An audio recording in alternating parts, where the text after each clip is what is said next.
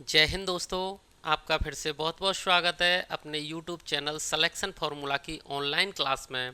साथियों, आज की हमारी क्लास फिजिकल ज्योग्राफी से रहेगी, जिसके अंतर्गत हम रॉक्स, चट्टानों को एग्जाम के पॉइंट ऑफ व्यू से क्लियर करेंगे।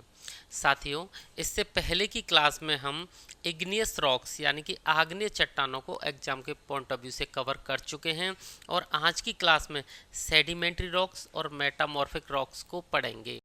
तो दोस्तों, जब हम आग्नेय चट्टान पढ़ रहे थे तो इतना तो क्लियर हो गया था कि जो चट्टानें हैं वो मिनरल्स यानी कि खनिजों से मिलकर बनी होती हैं। और खनिज किससे मिलकर बने होते हैं तो ये भी हम देख चुके थे, तत्व या एलिमेंटों से मिलकर बने होते हैं। ठीक है, इतना तो क्लियर हो गया था। तो आज हम सेडिमेंट्री रॉक्स यानी कि अपसादी चट्टान को पढ़ने से पहले अपनी पुरानी क्लास को थोड़ा सा रिवाइज कर लेते हैं ताकि ये हमको सीक्वेंस में समझ में आ जाए। तो साथियों, हमें पता है कि चट्टानें खनिजों से मिलकर बनी हैं और खनिज तत्वों से मिलकर बने होते हैं। तो अब हम देख लेते हैं कि हमारी भूपर्पटी में 8 प्रमुख तत्व कौन से होते हैं। तो ऑक्सीजन O2 ये सबसे ज़्यादा होता है भूपर्पटी में। क्रस्ट में सिलिका दूसरे नंबर पर, एल्यूमिनियम Al तीसरे नंबर पर, फेरस चौथे नंबर पर, उसके बाद कैल्शियम, फिर सोडियम, फिर पोटेशियम और मैग्नीशियम। ऐसे करके ये प्रमुख 8 तत्व हैं जो हमारी क्रस्ट में पाए जाते हैं, जिसमें सबसे ज़्यादा ऑक्सीजन और दूसरे नंबर पर सिलिका पाया जाता है। ठीक है, अब आगे देखते हैं। अब देख लेते हैं कि 8 मेजर एलिमेंट्स ऑन अर्थ। अगर बात करें, क्रस्ट को नहीं बात कर रहे, अब हम बात कर रहे हैं पृथ्वी की। तो पृथ्वी में सबसे ज़्यादा फेरस यानी कि आयरन पाया जाता है और दूसरे नंबर पर क्या पाया जाता है, ऑक्सीजन। उसके बाद सिलिका, फिर मैग्नीशियम, 5 पे निकेल, फिर सल्फर, कैल्शियम और एल्यूमिनियम। ये 8 मेजर एलिमेंट्स हैं, 8 प्रमुख तत्व हैं जो पृथ्वी पर पाए जाते हैं। अब बात करते हैं इन तत्वों से मिलकर क्या बनाता, खनिज। तो यानी कि चट्टानों में कौन से खनिज पाए जाते हैं। अब साथियों, चट्टानों में बहुत सारे खनिज पाए जाते हैं, लेकिन हम प्रमुख 6 खनिजों की बात करेंगे जो कि एग्जाम में पूछे जाते हैं, जो एनसीईआरटी में दिए गए हैं। ठीक है, तो चट्टानों के निर्माण में सहायक 6 प्रमुख खनिज कौन से हैं। फेल्सपर, दूसरे नंबर पर क्वार्ट्ज, फिर एम्फीबोल, पायरोक्सिन, अब्रक और ओलिविन। ये हमारे 6 खनिज होते हैं जो चट्टानों में पाए जाते हैं। इसका एक ट्रिक भी हमने देखा था, frequently asked question FAQ PMO। ये हमारा शॉर्ट ट्रिक रहेगा, प्राइम मिनिस्टर ऑफिस। ऐसे आप देख सकते हैं, F से फेल्सपर, Q से क्वार्ट्ज, A से एम्फीबोल और P से पायरोक्सिन, M से माइका और O से ओलिविन। ऐसे करके साथियों आप इसे याद रख सकते हो। अब पहले नंबर पर फेल्सपर लिखा है, दूसरे पर क्वार्टर। साथियों, इसका मतलब ये नहीं है कि चट्टानों में सबसे ज़्यादा फेल्सपर पाया जाता है, नहीं। चट्टानें अलग अलग होती हैं, किसी में कोई खनिज ज़्यादा हो सकता है और किसी चट्टान में कोई खनिज ज़्यादा हो सकता है। ठीक है, अब बात कर लेते हैं जो फेल्सपर और क्वार्ट्ज होते हैं, इनमें साथियों SI यानी कि सिलिका अत्यधिक मात्रा में पाया जाता है। ठीक है, अब हम चट्टानों की तरफ बढ़ते हैं। तो सबसे पहली चट्टान कौन सी थी, हमारी आग्नेय चट्टान। ठीक है, तो निर्माण के आधार पर अगर चट्टानों की बात करें तो 3 तरह की होती है, आग्नेय चट्टान, इग्नियस रॉक्स, अपसादी चट्टान, सेडिमेंट्री रॉक्स, कायांतरित चट्टान, मेटामॉर्फिक रॉक। तो आज की क्लास में हम ये पढ़ेंगे अपसादी और कायांतरित, लेकिन उससे पहले थोड़ा सा आग्नेय चट्टान को देख लेते हैं। आग्नेय चट्टानें, इग्नियस रॉक्स। सबसे पहले बात करते हैं कि इसका नाम आग्नेय चट्टान क्यों रखा गया। क्योंकि ये लैटिन भाषा के एक शब्द से बनी है, इग्निस, और इग्निस का मतलब होता है फायर यानी कि आग। ठीक है, अब आग मतलब क्यों, क्योंकि ये चट्टानें केवल एक ही चीज़ से बनी होती हैं, मैग्मा से या लावा से। मैग्मा या लावा ये दो चीज़ नहीं है तो ये एक ही चीज़। क्योंकि जब ये पृथ्वी के अंदर होता है ये गर्म पदार्थ, तब कहलाता है मैग्मा, और अगर ये आ जाता है पृथ्वी के बाहर ये गर्म पदार्थ, तो इसे कहते हैं लावा। ठीक है, पदार्थ एक ही है। अगर गर्म पदार्थ पृथ्वी के अंदर है तो मैग्मा, अगर पृथ्वी के बाहर आ जाता है तो लावा। ठीक है, और ये चट्टानें सबसे पहले बनती हैं, इसलिए इनको प्राथमिक चट्टानें कहते हैं। साथियों, जब मैग्मा या लावा ठंडा होता है तो कूलिंग टाइम के समय, ठंडे होने के समय, जो खनिज हैं इस मैग्मा या लावा के अंदर वो एक जगह आकर इकट्ठे हो जाते हैं, तो बड़े बड़े क्रिस्टल बना लेते हैं। तो इन चट्टानों में बड़े बड़े और छोटे छोटे भी क्रिस्टल बनते हैं। बात करें, जब मैग्मा पृथ्वी के अंदर ही जम जाता है तो उसे हीट बाहर रिलीज करने के लिए जगह नहीं मिलती, तो मैग्मा पृथ्वी के अंदर बहुत देर में ठंडा होता है और खनिजों को बहुत ज़्यादा टाइम मिलता है इकट्ठा होने के लिए। तो जब पृथ्वी के अंदर कोई आग्नेय चट्टान बनती है तो उसमें क्रिस्टल बड़े बड़े होते हैं। इधर बात करें जब मैग्मा बाहर आ जाता है यानी कि लावा बन के बाहर आ जाता है, तो लावा वायुमंडल के संपर्क में आकर जल्दी ठंडा हो जाता है और खनिजों को ज़्यादा टाइम नहीं मिल पाता इकट्ठा होने के लिए, इसलिए उसमें रवे या क्रिस्टल छोटे छोटे होते हैं। तो इसका मतलब है आग्नेय चट्टानों में रवे होते हैं, इनमें धात्विक खनिज भी पाए जाता है, इनमें रंध्र परतें जीवाश्म नहीं पाए जाते हैं, रासायनिक अपक्षय इनमें कम होता है, भौतिक अपक्षय अधिक होता है। ये चट्टानें सामान्यतः कठोर होती हैं, ये होती हैं आग्नेय चट्टान। ठीक है, आग्नेय चट्टान में ये हमने देखा था पिछली क्लास में, ये क्या है, ये क्रिस्टल है, ये खनिज लवण हैं जो पास पास आ गए, ये खनिज हैं साथियों। ठीक है, अब आगे बढ़ते हैं। हमने देखा था आग्नेय चट्टानों के प्रकार, टाइप्स ऑफ इग्नियस रॉक्स। तो कितने टाइप्स के होते हैं इग्नियस रॉक? निर्माण की स्थिति के आधार पर और रासायनिक संरचना के आधार पर दो भागों में बांट सकते हैं आग्नेय चट्टान को। निर्माण की स्थिति मतलब कहाँ बन रही है ये चट्टान, तो एक बनती है पृथ्वी के अंदर, उनको कहते हैं अंतर्वेदी। एक बनती है पृथ्वी के बाहर लावा से, उनको कहते हैं बहिर्वेदी। अंतर्वेदी को कहते हैं साथियों इंट्रूसिव और बहिर्वेदी को कहते हैं एक्सट्रूसिव। ठीक है, अब अंतर्वेदी में भी दो तरह की हैं, एक बहुत गहराई पे बनती हैं, उनको कहते हैं पातालीय प्लूटोनिक, और एक बनती हैं थोड़ा सा ऊपर सतह के आसपास, उनको कहते हैं अधिपतलीय यानी हाइपाबेसल। अब बात करते हैं संरचना के आधार पर, तो कुछ चट्टानों में क्या होता है सिलिका की मात्रा ज़्यादा होती है और कुछ में सिलिका की मात्रा कम होती है।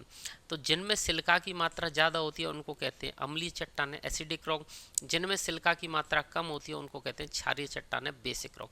तो ये हो गए इग्नियस रॉक्स या आग्नेय चट्टानों के प्रकार।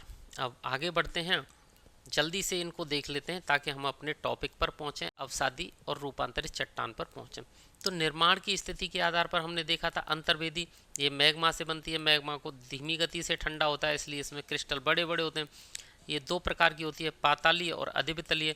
पातालीय कौन कौन सी होती हैं, तो ग्रेनाइट, पेरिडोटाइट और गैब्रो, ये पातालीय होती हैं, गहराई में बनती हैं। और अधिवितलीय हाइपाबेसल कौन सी होती है, डोलेराइट। ठीक है साथियों, बात करते हैं बहिर्वेदी यानी कि एक्सट्रूसिव चट्टान की। तो ये लावा से बनती हैं जो तीव्र गति से ठंडा होता है, फास्ट कूलिंग होती है इसकी, इसमें छोटे रवे बनते हैं। इनको हम ज्वालामुखी चट्टान भी कहते हैं क्योंकि लावा ज्वालामुखी के इरप्शन के बाद ही बाहर आता है। और इनके उदाहरण है बेसाल्ट, एंडेसाइट और रायोलाइट। ठीक है साथियों, अब आगे देखते हैं रासायनिक संरचना के आधार पर भी चट्टानें दो तरह की होती हैं, अम्लीय और क्षारीय। बताया था अम्लीय में क्या होता है सिलिका 65 से 85% होती है और इसमें सिलिका 45 से 55% होती है, यानी कि इसमें सिलिका की मात्रा कम होती है, इसमें सिलिका की मात्रा ज़्यादा होती है। सिलिका की मात्रा ज़्यादा तो अम्लीय, सिलिका की मात्रा कम तो क्षारीय। तो जो अम्लीय चट्टान है, अम्लीय आग्नेय चट्टान, वो फेल्सपर और क्वार्ट्ज, इन दो तत्वों से, इन दो खनिजों से बनी होती हैं और इनमें क्या होता है सिलिका ज़्यादा। तो फेल का एफियल और सिलिका का सिक, इसलिए इन चट्टानों को फेलसिक भी कहते हैं, फेलसिक रॉक्स। अब ये हल्की होती हैं तो इसका मतलब इनका वजन कम होता है, इनका घनत्व भी कम होता है और इनका रंग भी हल्का होता है। इनके उदाहरण हैं ग्रेनाइट और रायोलाइट। बात करते हैं क्षारीय चट्टान की, तो ये मैग्नीशियम और फेरस से बनी होती हैं, इनको हम मैफिक चट्टान भी कहते हैं। मैग्नीशियम एम ए और फेरस का एफ आता है। ठीक है साथियों, अब इनका वजन ज़्यादा होता है मैग्नीशियम का और आयरन का, तो इनका घनत्व भी अधिक होता है और रंग भी कैसा होता है गहरा, और इनके उदाहरण है बेसाल्ट और गैब्रो। अब आगे बढ़, अब आग्नेय चट्टानों के उपयोग देख लेते हैं। तो ग्रेनाइट का उपयोग साथियों भवन निर्माण सामग्री में या टेबल टॉप में किया जाता है, कल बताया था। बेसाल्ट का उपयोग सड़क निर्माण में किया जाता है और अपक्षय से निर्मित जो काली मिट्टी बचती है वो कपास की खेती के लिए उपयोग होती है। प्यूमिक या झामक, ठीक है, इनका उपयोग किसके लिए किया जाता है, सौंदर्य प्रसाधन में किया जाता है। बहुमूल्य पत्थर, इनसे आभूषण बनाए जाते हैं। आग्नेय चट्टानों में धातु खनिज पाए जाते हैं या प्राप्त होते हैं।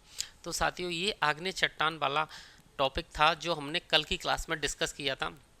आज इसलिए कर लिया है ताकि हमको आगे का यानी कि अवसादी चट्टान अच्छे से समझ में आ जाए। ठीक है, अब आज के अपने टॉपिक की ओर बढ़ते हैं, हम अवसादी चट्टानों को देख लेते हैं। तो अवसादी चट्टानों को इंग्लिश में कहते हैं सेडिमेंट्री रॉक्स। और सेडिमेंट्री जो शब्द है वो कहाँ से आया है, तो एक लैटिन भाषा का शब्द है सेडिमेंटम। तो सेडिमेंटम से ये आया है सेडिमेंट्री रॉक्स का नाम। तो सेडिमेंटम का अर्थ क्या होता है, व्यवस्थित होना। और व्यवस्थित कैसे होती हैं ये चट्टानें, ये हम देख लेते हैं। तो सबसे पहले हमें पता चल गया ये लैटिन भाषा का एक शब्द है सेडिमेंटम। तो सेडिमेंटम से सेडिमेंट्री रॉक्स बना है, ठीक है। सेडिमेंट्री रॉक्स को या अवसादी चट्टानों को हम तलछट चट्टानों के नाम से भी जान सकते हैं। अब यहाँ आप देख रहे हैं यहाँ क्या हो रहा है, ये अवसाद हैं और अवसाद आके क्या हो रहा है, लेयर बाय लेयर जमते जा रहे हैं। तो जब ये अवसाद साथियों लेयर बाय लेयर बनते जाते हैं, जमते जाते हैं, एक जगह पे इकट्ठे हो जाते हैं और इनका डिपोजिशन हो जाता है, निक्षेपण हो जाता है, तो ये चट्टान का रूप ले लेते हैं और यही चट्टान हमारी कहलाती है अवसादी चट्टान। इसका मतलब है किसी एग्जिस्ट रॉक से या पुरानी किसी चट्टान से अवसाद खंड खंड करके टूटते रहते हैं और वो एक जगह पे जाके कहीं जम जाते हैं, व्यवस्थित हो जाते हैं और वो एक चट्टान का रूप ले लेते हैं और ऐसी रॉक्स को हम कहते हैं अवसादी चट्टान, ठीक है, सेडिमेंट्री रॉक्स। अब सेडिमेंट्री रॉक में आपने देखा होता क्या है, जैसा कि आप इस वाले डायग्राम में देख सकते हैं, यहाँ सेडिमेंट आ रहे हैं, ठीक है, और जो सेडिमेंट आके इकट्ठे होते जा रहे हैं, इनके बीच में क्या होता है, इनके बीच में कुछ न कुछ जगह खाली रह जाती है, ठीक है, और वो खाली जगह को हम क्या कहते हैं, रंध्र या पोर कहते हैं। ये जो ब्लैक कलर से आपको जगह दिख रही है, ये क्या है, अवसादों के बीच में खाली जगह, इसे हम रंध्र या पोर कहते हैं। अब रंध्र या पोर में से क्या होता है, जब चट्टान पर पानी पड़ता है तो वो पानी इन पोरों से चट्टान के आर पार हो जाता है, ठीक है, चारों तरफ चट्टान में से निकल जाता है, जिससे हमें पता चलता है कि ये चट्टान जल्दी ही टूट जाती है। किसके कारण, पानी के कारण, पानी के कारण अवसादी चट्टान जल्दी टूट जाती है। हमें सबसे पहले पता चला कि किसी पहली चट्टान के अवसाद आते हैं और लेयर बाय लेयर जमते चले जाते हैं, तो हमें पता चला अवसादी चट्टानों में लेयर्स यानी कि परतें होती हैं। अब हमें पता चला जब अवसाद आते हैं तो उनके बीच में कुछ खाली जगह रह जाती है, तो इसका मतलब है पोर्स या रंध्र भी इन चट्टानों में पाए जाते हैं।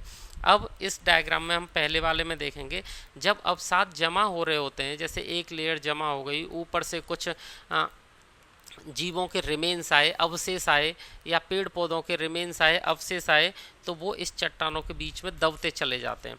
तो इसका मतलब है अवसादी चट्टानों में सबसे ज़्यादा फॉसिल्स पाए जाते हैं, जीवाश्म पाए जाते हैं। तो इन चट्टानों में लेयर्स भी पाई जाती हैं, पोर्स भी पाए जाते हैं और फॉसिल्स भी पाए जाते हैं, यानी कि जीवाश्म भी पाए जाते हैं। अब हमने देख ही लिया था कि इस प्रकार की चट्टानों का अपक्षय, अपक्षय का मतलब होता है वेदरिंग, यानी कि अपने ही स्थान पर टूटना, यानी कि ये चट्टानें पानी से या किसी भी ताप दाब के कारण, पानी की क्रिया के कारण जल्दी से टूट जाती हैं। इनका अपक्षय बहुत जल्दी से हो जाता है, ठीक है, तो इनका अपक्षय होता है। और अपक्षय के बाद क्या होता है, इनके अवसाद हवा, पानी या ग्लेशियर द्वारा एक जगह से दूसरी जगह पहुंचा दिए जाते हैं, तो इसको कहते हैं हम अपर्दन, यानी कि एक स्थान से अवसादों का दूसरे स्थान तक जाना, अपर्दन या इंग्लिश में इरोजन, ठीक है साथियों। अब क्या होता है, ये चट्टानें बनती कैसे हैं, सेडिमेंट्री रॉक बनती कैसे, तो ये बनती है सिली भवन, सिली भवन की क्रिया द्वारा। सिली भवन को क्या कहते हैं, लिथिफिकेशन। अब लिथिफिकेशन क्या होती है, इसे आप अच्छे से समझ लीजिए। अब देख लेते हैं साथियों, लिथिफिकेशन या सिली भवन क्या होता है। तो मान लीजिए कोई रॉक्स है पहले से, अब वो रॉक्स अपक्षय के कारण, ठीक है, अपक्षय होता है अपने स्थान पर ही टूटना, तो खंड खंडों में टूट रही है, और ये खंड क्या होता है, पानी के द्वारा, हवा के द्वारा या हिमानियों के द्वारा, ठीक है, एक जगह से दूसरी जगह पहुंचा दिए जाते हैं और कहीं दूसरी जगह जाके क्या होता है, इनका डिपोजिशन होता है, जमा होते जाते हैं, और जमा होने के बाद कालांतर में किसका रूप धारण कर लेते हैं, रॉक्स का। तो इस पूरी प्रक्रिया को सबसे पहले रॉक्स का क्या होता है, अपक्षय होता है, ठीक है साथियों, सबसे पहले क्या होता है, अपक्षय। अपक्षय के बाद फिर रॉक्स के जो कण हैं, जो खंड खंड हैं, जो अवसाद के रूप में टुकड़े हैं, वो दूसरी जगह ले जाए जाते हैं। तो पहले अपक्षय होता है, फिर अपर्दन होता है, और अपर्दन के बाद फिर होता है निक्षेपण या डिपोजिशन, निक्षेपण, और निक्षेपण के बाद कालांतर में क्या होता है, क्या बन जाती है, रॉक्स, चट्टान बन जाती है।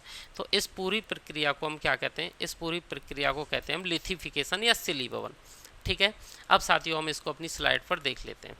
तो सबसे पहले हम क्या देख रहे थे, अवसादी चट्टानें यानी कि सेडिमेंट्री रॉक्स। हमने देख लिया कि सेडिमेंट्री रॉक्स है, ये जो नाम है किसके कारण बना है, तो एक लैटिन भाषा का शब्द है सेडिमेंटम। सेडिमेंटम का अर्थ होता है व्यवस्थित होना, ठीक। तो साथियों कोई भी अवसादी चट्टान किस प्रोसेस के तहत बनती है, तो वो है सिली भवन की प्रक्रिया। सिली भवन की प्रक्रिया को इंग्लिश में क्या कहते हैं, प्रोसेस ऑफ लिथिफिकेशन। तो हमें पता चल गया कि अवसादों के द्वारा जमकर एक नई चट्टान का बनना, अवसादी चट्टान का बनना किस क्रिया के तहत होता है? शिलीभवन यानी कि लिथिफिकेशन के तहत। और इन चट्टानों का एक नाम और है तलछट चट्टान है। ठीक है, चट्टानें भूपर्पटी के 75% भाग पर पाई जाती हैं। जैसे मान लीजिए ये क्या है? अर्थ है। ठीक है साथियों, अर्थ है ये, और ये अर्थ का क्या है? ऊपरी भाग है क्रस्ट। तो क्रस्ट में लगभग 75% हिस्से पर ये देखने को आपको मिल जाती हैं। ये मिलती हैं 75% भाग पर, लेकिन ये बनाती नहीं है साथियों भाग, ये भाग क्रस्ट का बनाती हैं केवल 5%। ये बस 75% भाग पर छितरी हुई या बिखरी हुई पाई जाती हैं। ठीक है, ये ध्यान रखना। परंतु फिर भी भूपटल या क्रस्ट के निर्माण में इनका योगदान केवल 5% ही है। अवसादी चट्टानों में हमें लेयर्स यानी कि परतें, रंध्र और जीवाश्म पाए जाते हैं। ठीक है साथियों, ये हम देख चुके हैं अभी। ये चट्टानें आसानी से अपरदित हो जाती हैं, ये भी देख चुके हैं। और इन चट्टानों में रवे नहीं होते, ये चट्टानें रवे रहित होती हैं। रवे रहित क्यों होती हैं? क्योंकि कोई ठंडी चीज़ जम तो नहीं रही है कि उसमें क्रिस्टल हो जाएंगे। जैसे कि हमने आग्नेय चट्टानों में देखा था, जब उनका मैग्मा या लावा ठंडा होता था, ठीक है, तो उसमें क्रिस्टल बनते थे, कभी बड़े कभी छोटे। ठीक है, तो वो यहाँ काम नहीं होता। यहाँ तो क्या होता है? डिपोजिशन से बनती हैं ये चट्टानें, इसलिए इनमें रवे नहीं होते। ठीक है साथियों, अब आगे बढ़ते हैं और आगे देख लेते हैं कि अवसादी चट्टानें कितने प्रकार की होती हैं। अवसादी चट्टानों के प्रकार यानी कि टाइप्स ऑफ सेडिमेंट्री रॉक्स। अब ये दो तरह से इनके प्रकार होते हैं। एक होता है निर्माण की पद्धति के आधार पर कि किस पद्धति से इनका निर्माण होता है, और एक निर्माण के साधन के आधार पर कि साधन क्या है? सेडिमेंट को दूसरी जगह ले जाने का। जहाँ पे पुरानी रॉक से, पुरानी चट्टान से दूसरी अवसादी चट्टान बन रही है, तो वहाँ साधन क्या है? अवसादों को दूसरी जगह पहुँचाने का। तो निर्माण के साधन के आधार पर और निर्माण की पद्धति के आधार पर। तो निर्माण की पद्धति के आधार पर ये होती हैं। नंबर 1 होता है इसका यांत्रिक रूप से निर्मित यानी मैकेनिकली फॉर्म्ड। दूसरा होता है जैविक रूप से निर्मित ऑर्गेनिकली फॉर्म्ड। और तीसरा होता है रासायनिक रूप से निर्मित केमिकली फॉर्म्ड। ये 3 तरह की होती है निर्माण की पद्धति के आधार पर, और 3 तरह की ही होती है सेडिमेंट्री रॉक्स साधन के आधार पर। साधन क्या होते हैं? तो आपने देखा है, एक तो जल के द्वारा आप साथ ले जाए जा सकते हैं, तो जलीय यानी कि हम उसे एक्वियस भी बोलते हैं।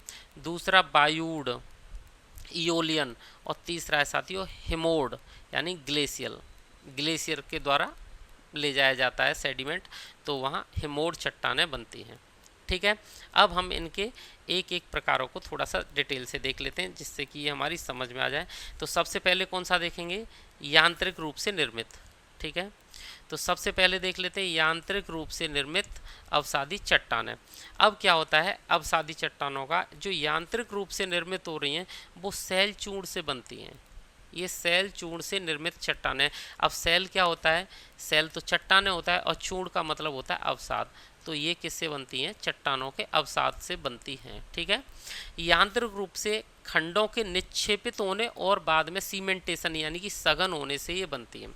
पहले होगा, जैसे अभी हमने चित्र में पहले समझा था कि कोई पुरानी चट्टान है, उससे खंड खंड करके अवसाद टूट रहे हैं और अवसाद एक जगह डिपॉजिट हो रहे हैं, निक्षेपित हो रहे हैं, और डिपोजिशन के बाद क्या हो रहा है? सीमेंटेशन हो रहा है, सघन हो रहे हैं और एक नई चट्टान का रूप ले रहे हैं। तो ये खंडों से बनती हैं। ठीक है, इसलिए इन्हें खंड चट्टानें भी कहते हैं। इनमें कोई भी रासायनिक परिवर्तन नहीं होता, यानी कि जो टुकड़े हैं वो पुरानी चट्टान, जो भी रासायनिक कंपोजिशन होगा वही नई चट्टान में भी वही रासायनिक चीज़ें होती हैं, कुछ भी बदलता नहीं है। केवल टुकड़े होते हैं पुरानी चट्टान के जो हवा, वायु या ग्लेशियर द्वारा दूसरी जगह जाके जमा कर दिए जाते हैं और वहाँ नई चट्टान बन जाती है। ठीक है, अब इनके उदाहरण क्या हैं? जैसे बालू पत्थर, सेल, ब्रेसिया, कंग्लोमरेट और पिंडशिला। अब थोड़ा सा इनको ध्यान से समझ लेना। ये जो बालू पत्थर होता है इसमें बालू की मात्रा ज़्यादा होती है। ठीक है साथियों, बालू की मात्रा बहुत ज़्यादा होती है। सेल इसमें चीका मिट्टी की मात्रा ज़्यादा होती है, चीका मिट्टी की मात्रा।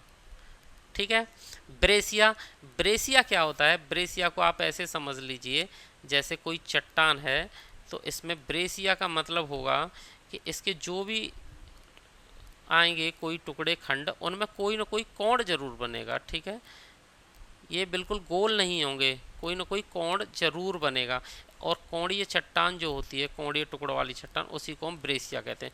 अब कंग्लोमेरेट या पिंड शिला क्या होती है, इसे भी समझ लीजिए। जैसे ये कोई चट्टान है, इसमें पिंड शिला का मतलब है साथियों गोल, इसमें सब राउंड पेबल होते हैं, गोल गोल गोल गोल पिंड होते हैं, और इन्हीं से बनती है कंग्लोमेरेट या पिंड शिला। तो ये होती है हमारी यांत्रिक रूप से निर्मित चट्टानें। ठीक है साथियों, अब हमने देख लिया यांत्रिक रूप से निर्मित चट्टानों को। अब देख लेते हैं जैविक रूप से निर्मित चट्टानों को।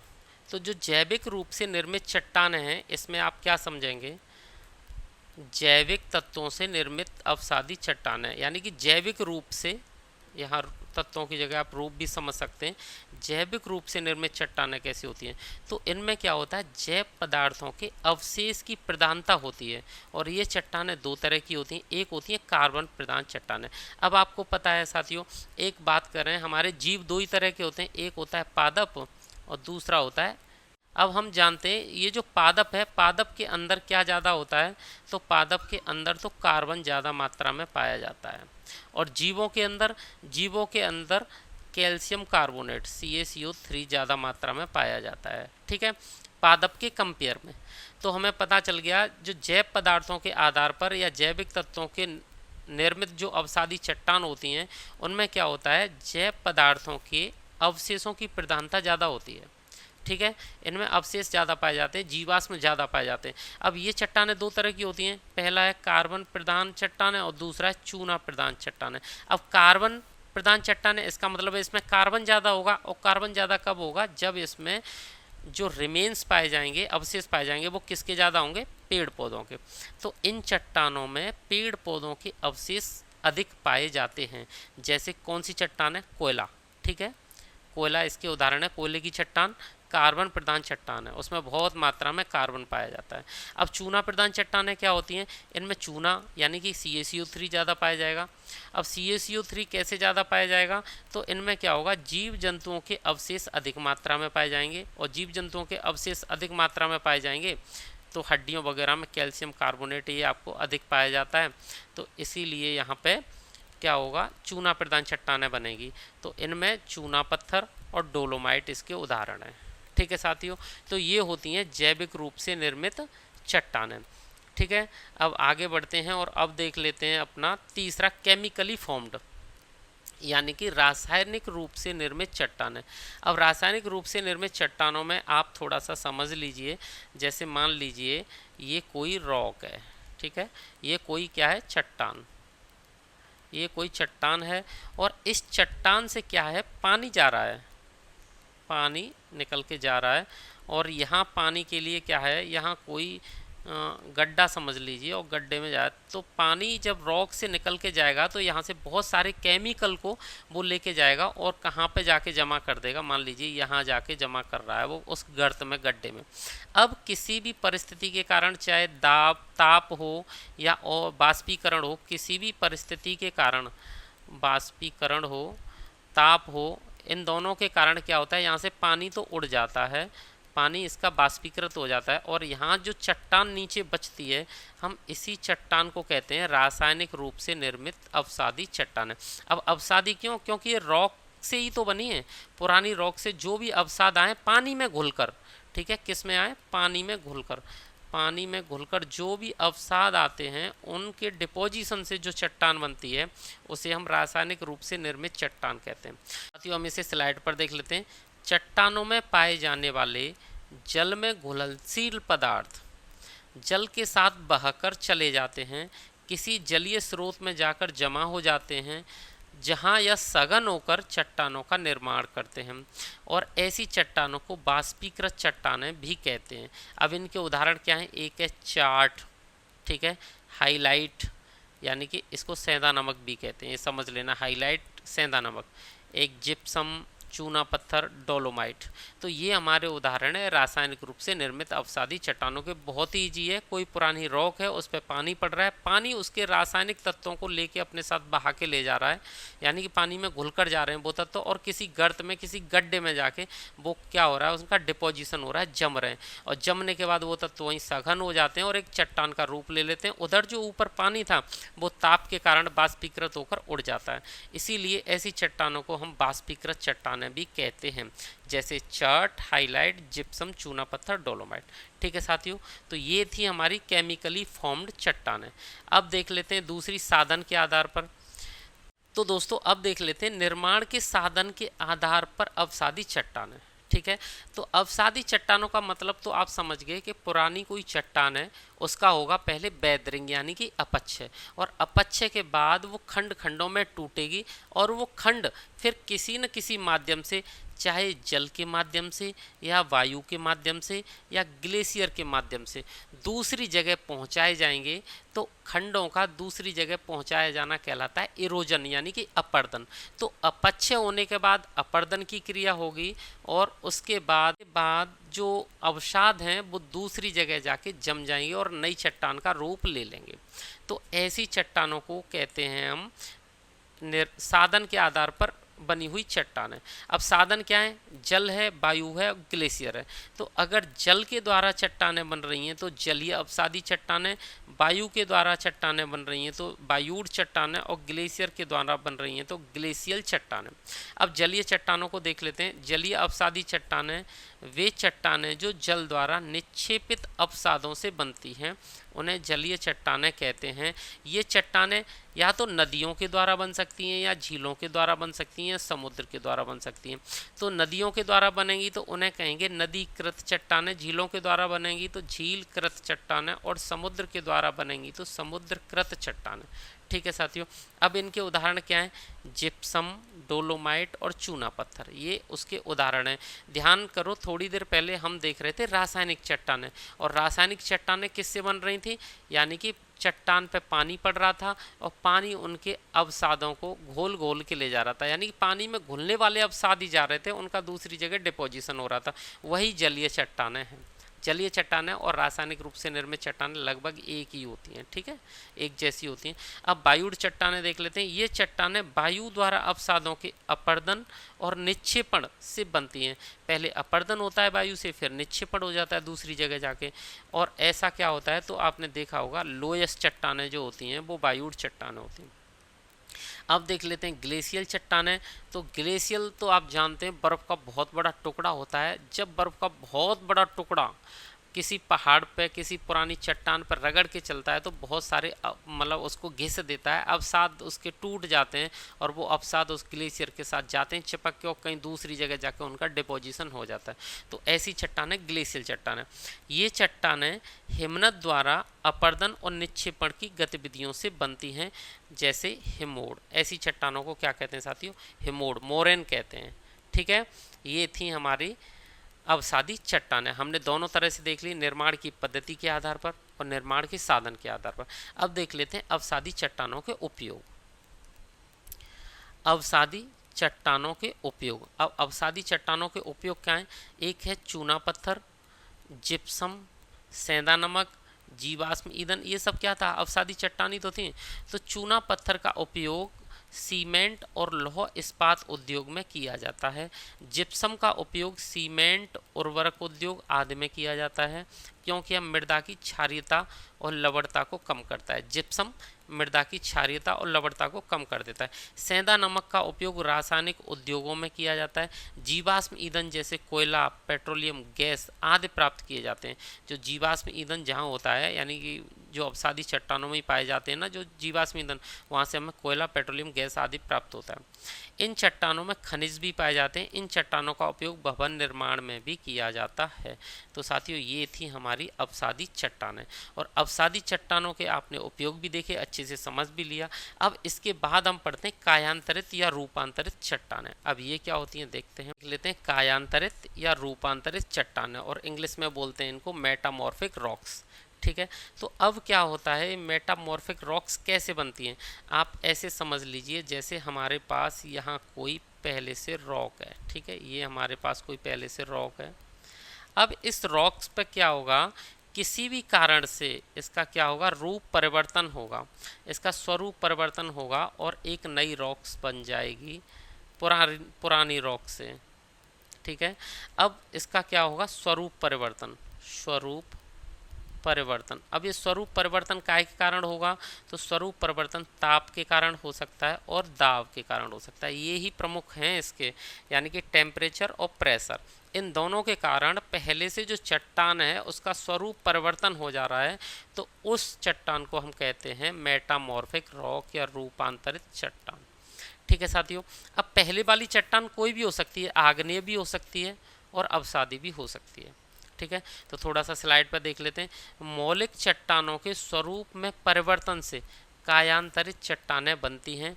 रूपांतरण के फलस्वरूप चट्टानों की मूलभूत विशेषताएं जैसे घनत्व, रंग, कठोरता, बनावट, खनिजों का संगठन आदि आंशिक रूप से, आंशिक है ये, आंशिक नहीं है, या पूर्ण रूप से परिवर्तित हो जाता है। कायांतरण जो हो रहा है यानी कि नई चट्टान बन रही है, उसके प्रमुख कारण क्या है, एक है हीट यानी कि ऊष्मा या ताप, दूसरा है संपीड़न या दबाव या प्रेशर, एवं रासायनिक घोल भी होते हैं।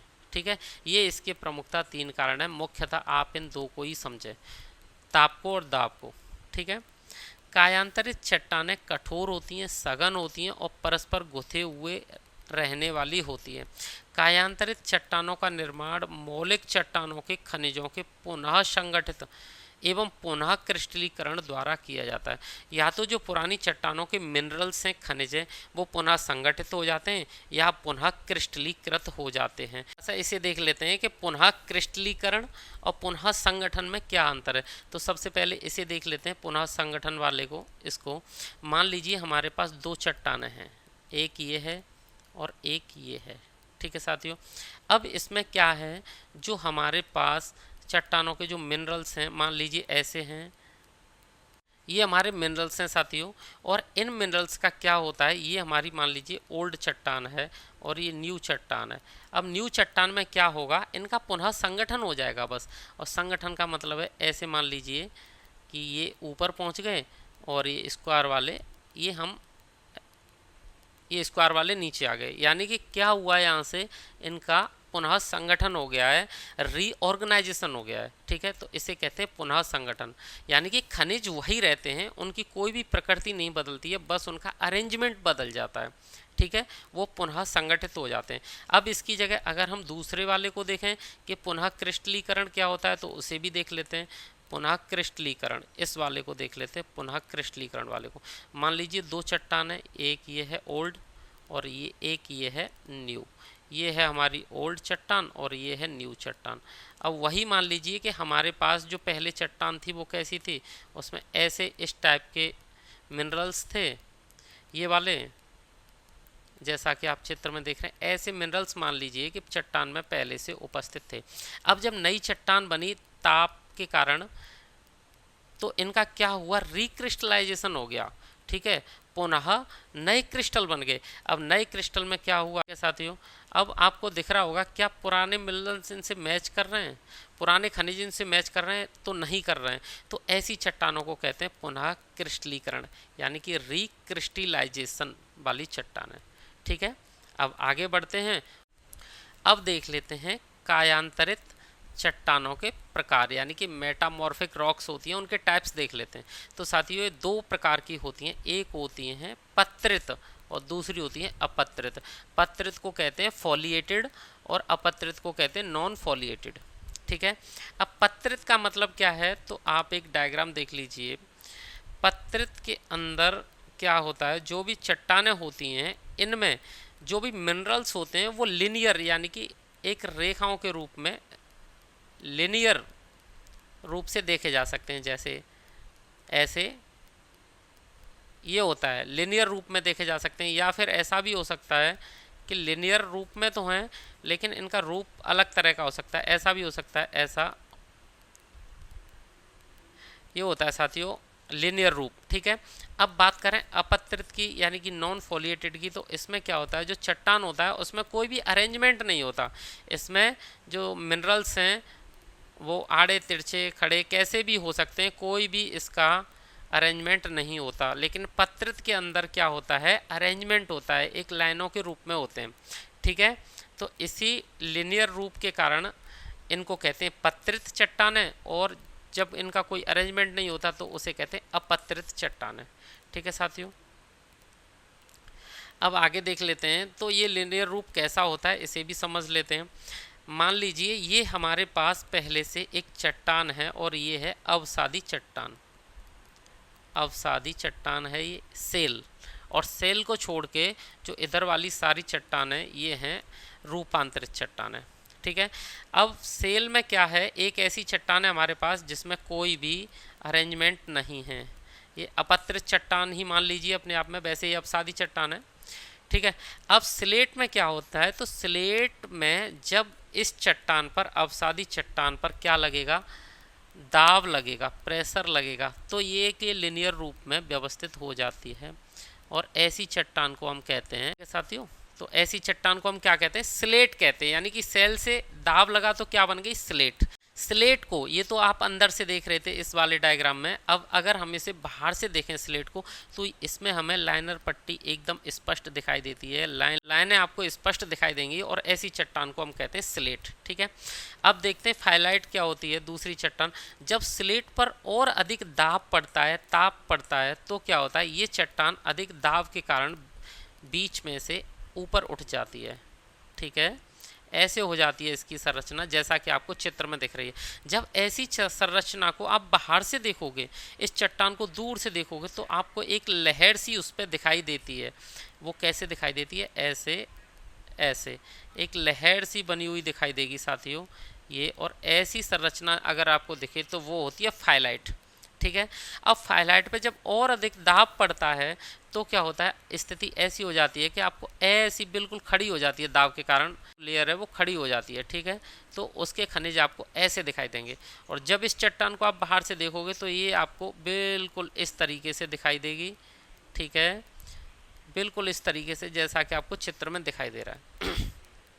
अब बात करते हैं अगली चट्टान की, तो अगली चट्टान में क्या होगा, यहाँ पे क्या होता है, दाब बहुत अधिक हो जाता है, प्लस ताप भी बहुत अधिक हो जाता है, और ताप अधिक हो जाता है तो ये चट्टान बहुत ज़्यादा गर्म होती है, और गर्मी के कारण या मतलब बहुत ज़्यादा हीट के कारण क्या होता है, इस प्रकार की चट्टान में आपको एक अलग प्रकार का अरेंजमेंट दिखता है।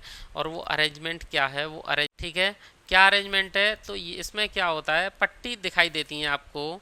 जब ये ज़्यादा हीट हो जाती है, जब हीट होने के बाद क्या होता है, ये पिघलती तो नहीं है लेकिन हीट बहुत हो जाती है। जब हीट हो जाती है तो जो खनिज हैं उसमें क्या होता है, जो बाहरी खनिज हैं वो नीचे इकट्ठे हो जाते हैं, और जो हल्के खनिज हैं वो ऊपर इकट्ठे हो जाते हैं।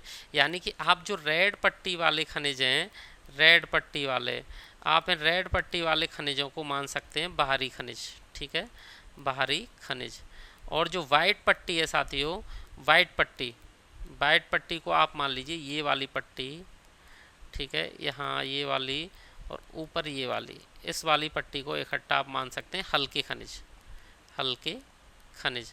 तो इसमें क्या होता है, जब चट्टान पर ताप बहुत ज़्यादा अधिक हो जाता है तो आसपास का पूरा क्षेत्र गर्म हो जाता है, पिघलता तो नहीं है, तो पास के जो खनिज हैं वो अरेंज हो जाते हैं, और हल्के खनिज ऊपर आ जाते हैं, बाहरी खनिज नीचे चले जाते हैं। अगर पूरा पिघला होता तो इसकी संरचना कुछ अलग टाइप से होती, वो ऐसी होती फिर, अगर पूरा पिघल ही जाता तो, कि पूरे चट्टान के जो बाहरी खनिज हैं वो नीचे आ जाते और हल्के खनिज ऊपर आ जाते।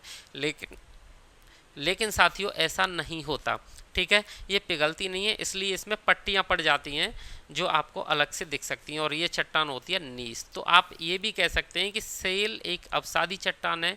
सेल पर जब दाब पड़ता है तो वो रूपांतरित हो जाती है स्लेट में, स्लेट पर जब और दाब पड़ता है तो वो फाइलाइट में बन जाती है, फाइलाइट पर जब ताप और दाब और पड़ जाता है तो वो सिस्ट बन जाती है, और सिस्ट पर जब ताप और दाब बढ़ जाता है तो वो नीस में परिवर्तित हो जाती है। और नीस में क्या होता है, हमें पट्टियाँ दिखाई देती हैं।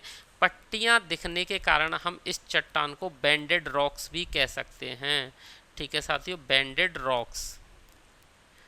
ठीक है, तो ये होती है बैंडेड रॉक्स। अब हम इन चट्टानों को थोड़ा सा अपनी स्लाइड पर देख लेते हैं। पत्रित चट्टान है, पत्रित चट्टान है यानी कि फॉलिएटेड रॉक्स। जैसा कि हमने पहले देख चुके हैं, जब कायांतरण की प्रक्रिया के दौरान खनिज रेखाओं के रूप में व्यवस्थित हो जाते हैं तो पत्रित चट्टानों का निर्माण होता है। ठीक है, पत्रित चट्टानें कई बार बैंडेड चट्टानों में परिवर्तित हो जाती हैं।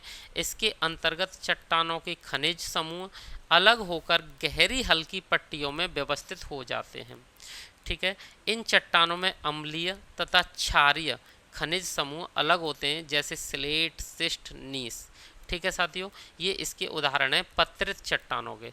अब आगे बढ़ते हैं और अब देख लेते हैं नॉन फॉलिएटेड चट्टानों को भी स्लाइड पर। अपत्रित चट्टानें, नॉन फॉलिएटेड रॉक्स। अब नॉन फॉलिएटेड रॉक्स क्या होती हैं कि कायांतरण की प्रक्रिया के दौरान जब खनिज रेखाओं के रूप में व्यवस्थित नहीं होते हैं तब इन चट्टानों का निर्माण होता है, जैसे संगमरमर और सरपेंटाइन। ये आप देख सकते हैं, यहाँ संगमरमर है, ये संगमरमर, और ये है साथियों सरपेंटाइन, सरपेंटाइन। ठीक है, ये सरपेंटाइन है, ये संगमरमर है।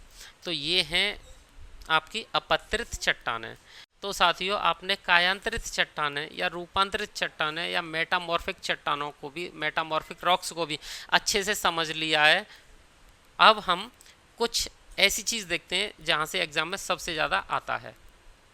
ठीक है, तो क्वेश्चन आपको यहाँ से बहुत आता है कि आग्नेय चट्टान से कायांतरित चट्टान कौन सी बनेगी। ठीक है, कौन से इग्नियस रॉक से, कौन से आग्नेय चट्टान से कौन सी कायांतरित चट्टान यानी मेटामॉर्फिक रॉक्स बनती है।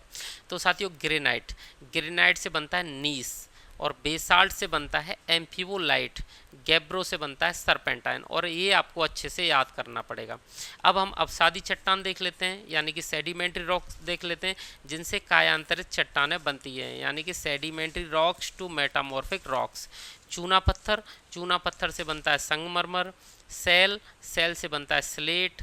कोयला, कोयला से बनता है ग्रेफाइट। ठीक है, और ग्रेफाइट से आगे हीरा भी बन जाता है, डायमंड। आप इतना भी याद रखना, कोयला, कोयला से ग्रेफाइट और ग्रेफाइट से हीरा। अब आगे देखते हैं, अब देखते हैं कायांतरित से कायांतरित यानी कि metamorphic rock to metamorphic rocks. Metamorphic से भी मेटामॉर्फिक बन जाती है, जैसे स्लेट, स्लेट से बनी फाइलाइट, फाइलाइट, फाइलाइट से बनी सिस्ट, और सिस्ट, सिस्ट से बनी नीस।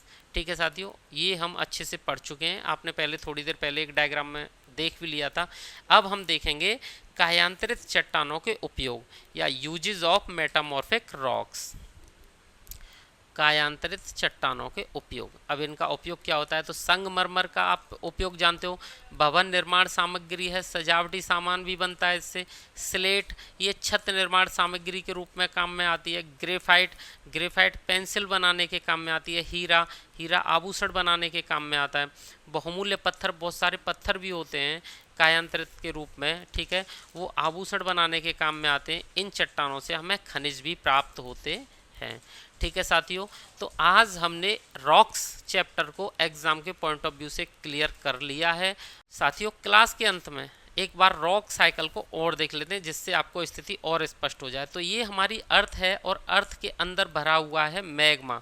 अब ये मैग्मा क्या है, तो ये गर्म पदार्थ है। ठीक है, क्या है, गर्म पदार्थ। ये गर्म पदार्थ वोल्केनिक इरप्शन यानी कि ज्वालामुखी जब फटता है तो ये बाहर आता है, और जब ये बाहर आएगा तो बाहर जब आ जाता है तो हम उसे लावा कहते हैं। जब तक ये गर्म पदार्थ पृथ्वी के अंदर है तो मैग्मा कहलाएगा, जब पृथ्वी के बाहर आ गया तो लावा कहलाएगा। जब ये लावा जम जाता है तो उससे बनती है आग्नेय चट्टान, इग्नियस रॉक्स। ठीक है, और आग्नेय चट्टान बाद में अपक्षय के कारण यानी कि वेदरिंग के, आग्नेय चट्टान बाद में अपक्षय के कारण, ठीक है, अपक्षय के कारण यानी कि वेदरिंग के कारण सेडिमेंट में बदलती है। और ये सेडिमेंट क्या होता है, जब इनका निक्षेपण होता है, डिपोजिशन होता है, जम जाते हैं तो क्या बनती है, सेडिमेंट्री रॉक्स। ठीक है, अवसादी चट्टान। तो यानी कि यहाँ अवसादी चट्टान बन गई, और अवसादी चट्टान के बाद क्या होता है साथियों, इस पर दोबारा से ताप या दाब लगता है, और ताप या दाब के कारण ये दोबारा से एक नई चट्टान बन जाती है और उसे कहते हैं कायांतरित चट्टान। ठीक है। और कायांतरित चट्टान दोबारा से कालांतर में दोबारा से मैग्मा बन जाता है, और ये सब प्रक्रिया चलती रहती है, इसी को कहते हैं हम रॉक साइकिल। ठीक है। वैसे रॉक साइकिल आपको डिटेल में समझ में आ गया होगा क्योंकि चैप्टर आपने बहुत अच्छे से पढ़ा है। अब दोस्तों, अगर आपको ये वीडियो अच्छी लगी है, इसका कंटेंट अच्छा लगा है, तो चैनल को सब्सक्राइब करें, वीडियो को लाइक और शेयर करें। Thank you.